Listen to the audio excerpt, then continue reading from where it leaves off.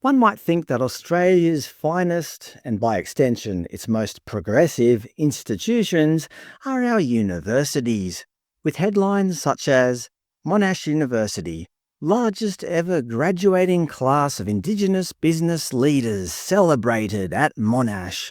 Charles Darwin University, LGBT population doubles. Is Australia on the cusp of a sexual revolution? Murdoch University, major partnership to develop culturally safe healthcare for Aboriginal families. University of Wollongong, strengthening our commitment to anti-racism and cultural safety. You get the idea. Our young adults are being taught in the ultimate incubator for anti-racism, cultural inclusion and intersectional equity. Life is good in Australian universities. Well, just this week, SBS reported, landmark study finds systemic racism in Australian universities.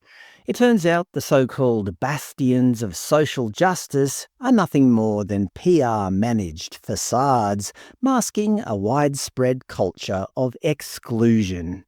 The man on screen is Race Discrimination Commissioner Giridharan Sivaraman. Here he is holding the new study released by the Australian Human Rights Commission. Here's the study in question: Respect at Uni, study into anti-Semitism, Islamophobia, racism and the experience of First Nations people. They've even created a catchy new logo for the report: Racism at Uni.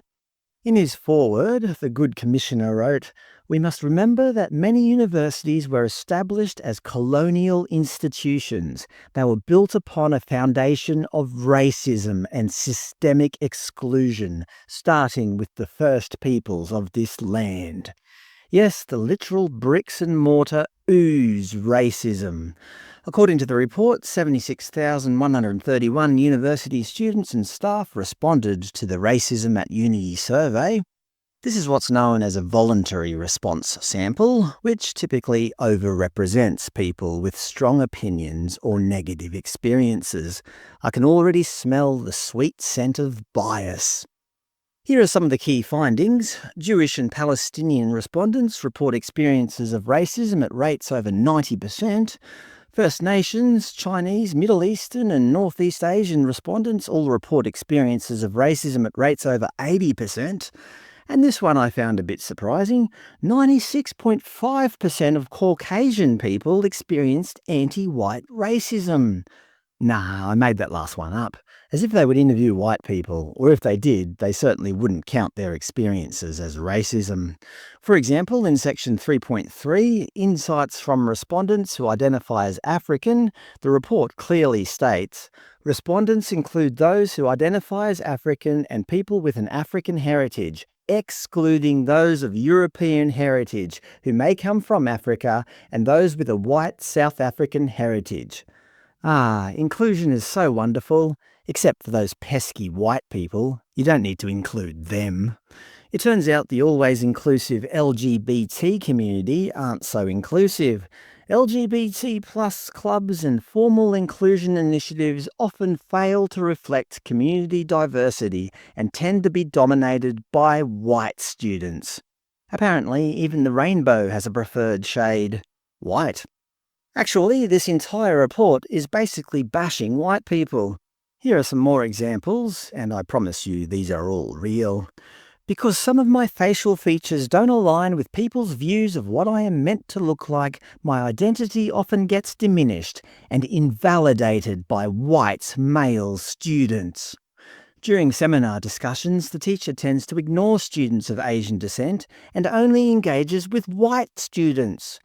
I felt isolated and discriminated during my hospital placement in a private hospital, and they were all white people.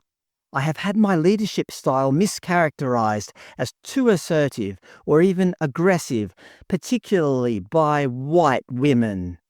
It seems that culturally and linguistically diverse individuals are expected to work almost twice as hard as white Australians. Evidence, please?